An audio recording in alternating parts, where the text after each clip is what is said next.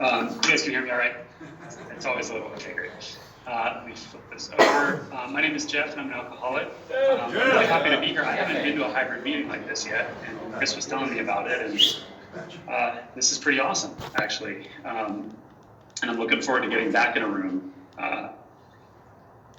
Let's see. I'll share some stats just to kind of level set my experience, strength, and hope. I'm gonna stick to the third step, but I'll share a little bit of what it was like and what happened. My sobriety date is June 3rd, 2003. So I've got a little over 17 years, almost 18 years sober now. I got sober young. I got sober at 22. I just turned 40 about a week ago. So I've kind of grown up in this program. And I have a sponsor. I have sponsees. I'm on my 9th step. I have a home group. I shared that stuff because for a long time in sobriety, I didn't have any of those things. I had a sponsor, but I called him like once every 6 months. And I'd pop into meetings when things got really rough and get a little relief and take from the meeting and be on my way. And it didn't work out so well. I'm still sober, but I burned a lot of things to the ground in my life, which I don't regret because we don't have regrets. They've given me the life that I have today. But it sure as hell would have been nice to not go through a bunch of pain in sobriety. I sort of got sober to try to find a solution to a lot of the pain I had, and so to then put myself back in a position of being in a bunch of pain just because I didn't want to do the work or felt I got it. Yeah, don't do that. So I think, where I'll start tonight is the third step, right? Made a decision to turn their will and their lives over to the care of God as they understood him, or as we understand him. It was pointed out to me by a sponsor, by my current sponsor, that step 3, I always looked at it as this whole thing of like, I'm turning my will and my life over to God. Like I am doing that action right there. That is it. I'm turning it over. And he always points out that step 3, we're making a decision to do that, but I don't know how to do that. And I consistently also throughout sobriety forget how to do that. And the remaining steps, 4 through 11, show me how to do that. So then by the time I get to step 12, and I'm talking about having had a spiritual awakening, that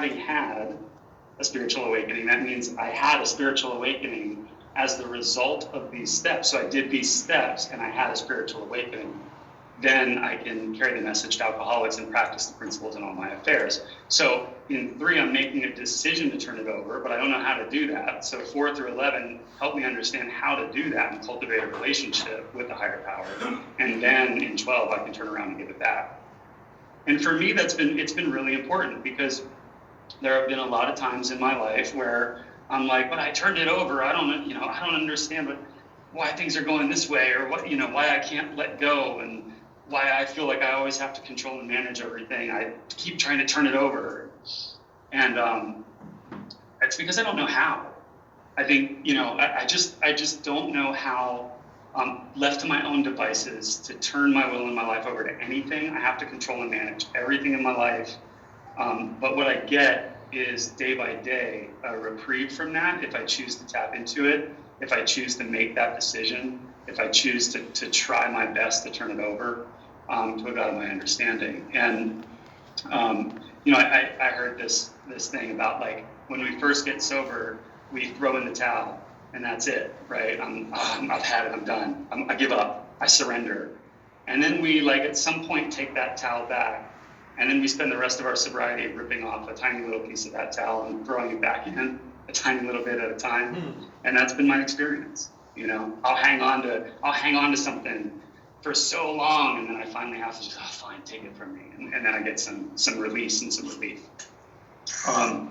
When I got sober, like I said, I came in young. I came in at 22. I thought my life was over.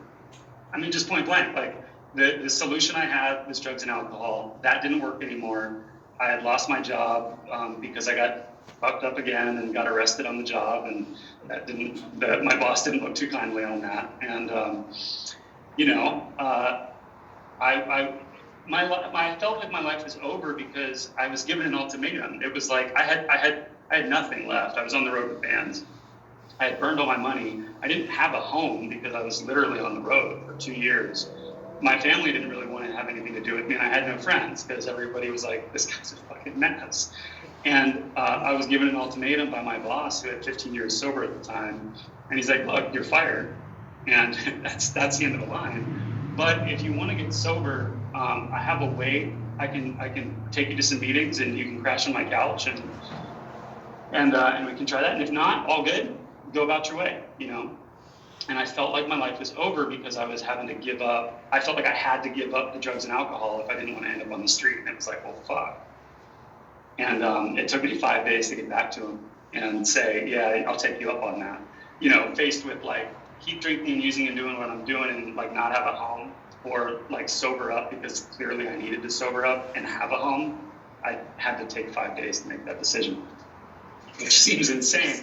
But also that's where I was at. And, but I feel really lucky. It's like the hand of AA was there, and he was always an example. He never pushed it. I remember going out to bars and being like, you don't drink, you know? And he's like, oh, I used to. I don't anymore, you know? But he was always having a good time, and he was always down to talk about it, but he never pushed it. And so when I got sober, you know, I crashed on his couch for like, overstayed my welcome for sure, like 6 months. They gave me a bedroom at a certain point. And, but then made it out on my own and got into the program, got into the Hollywood meetings, and, you know, was really connected for that short time period. And then I was a fucking kid. My life was not over. It was just the very beginning. And life got really good really quick because I got the job back, and I got the girl, and I got the apartment, I got the car, you know, all those things. And I was like, man, Alcoholics Anonymous is great. Thank you guys so much for all of this stuff. I'll see you later. It was like, I'm out. And so I spent the next 10 years, like I said, bouncing in and out of the rooms. Stayed sober, really held on to the first step, but I was miserable. And I was not in any kind of, you know, place of connection to a higher power. I had not surrendered. I had at the beginning surrendered my life, but I was in this place of just fully running on self-will at that point for a good 10-year period. And everything was fine. Like if I'm not waking up with a hangover and I'm not staying up too late and I'm not burning all my money on drugs and alcohol, like things were okay. But at a certain point they hit a really rough patch because I couldn't carry it anymore. I couldn't control and manage it, and things weren't going my way, and I just couldn't carry it. And I got to a point, I had about 11 years sober, maybe it was around 12 years sober now, I can't remember, where like something not that bad happened, but it felt like a catastrophe. And I reached out to somebody I knew in the program, and I was like, man, I don't know what to do. And he was out of town at the time, and he's like, come out here, come stay with me for a week. We'll go to meetings. You got to get reconnected. And I did that, and I got reconnected, and I've been reconnected since. And it's been a completely different experience in the program, just by trying to do this thing one day at a time, like really, you know, wake up and pray and meditate and talk to sponsees and, you know, make it to meetings and not try to take from it and instead try to give to it. All of the things we talked about, right? But what happened was, like, when I made that commitment, then everything fell apart. My marriage dissolved. I had to leave my business. That business went bankrupt. I had to find a new place to live. Like all of the things, like it just all kind of came out from under me.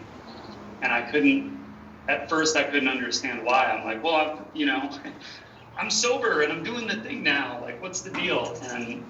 And what became really clear is that none of that stuff served me, and it didn't serve any of the people that were in my life.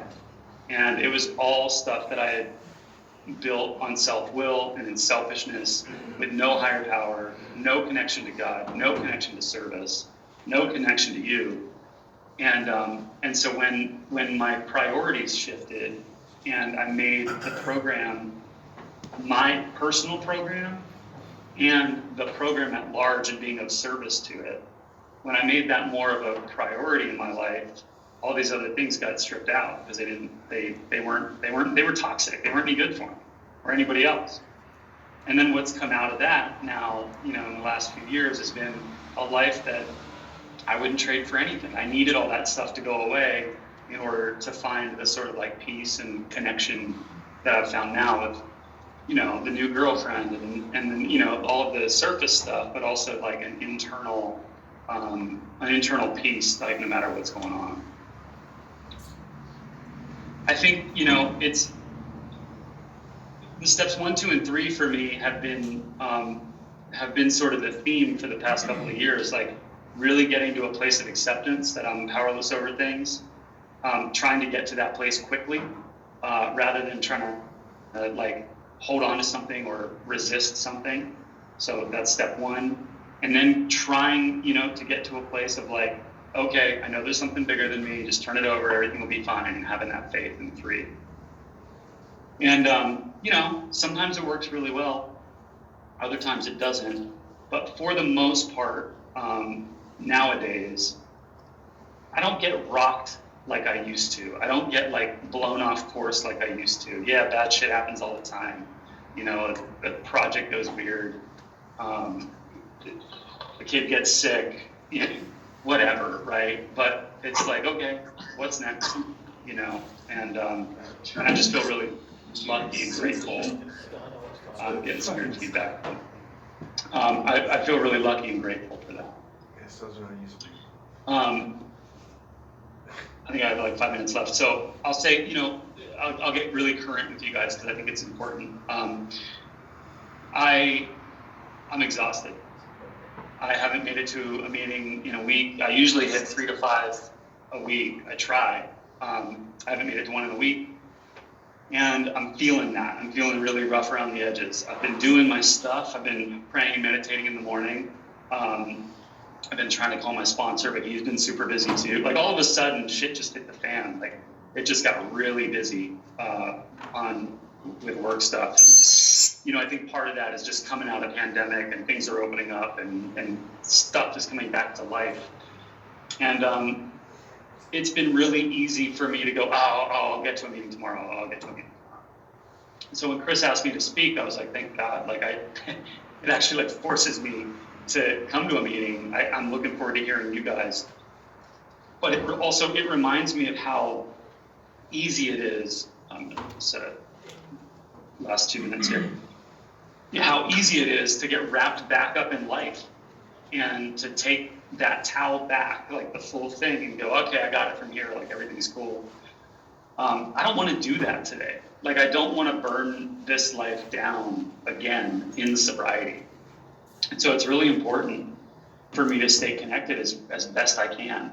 And, you know, everything good I have in my life comes from, and when I say good, I don't mean external things. Like I mean the internal peace, like all of that good that has come into my soul is purely from trying to get out of self and be of service and connect to a higher power. And like, some days it's great, and other days I'm just cussing out everybody on the road and, you know, want my kids to just shut the fuck up. And, you know, that's just where, like, if I'm being really honest, you know. But what I do know is that, like, nowadays when I have those moments, I have a mechanism, I have a tool set to deal with it and to see it and to recognize it. Maybe I don't recognize it immediately, or maybe it has to be someone showing me. But I can go, oh man, yeah, okay. What do I need to do? Do I need to write? Do I need to call someone? Do I need to get out of myself? Do I need to like pray, back up a little bit, meditate just a second? Like I have all these tools. And before I got sober, I had absolutely no tools other than let me get fucked up and push all of these feelings away. And so for that, like, I'm so grateful. I'm out in the world now with people who don't have alcoholism, who are quote unquote normies, who have all kinds of fucking undealt with trauma and issue, and they have no tools. And I just feel for people because it's like, man, if only like the rest of the world could get what we get in here and the ability to like get vulnerable and share and own our part, and it would be so much easier to interact with just like fucking humans. But they don't. And so I just gotta walk through life one step at a time, one foot in front of the other, and try to do my part and not cause any harm. And if I do, own up to it, and that's about all I can do. So thank you guys for having me. I'm looking forward to hearing this thing. Right on.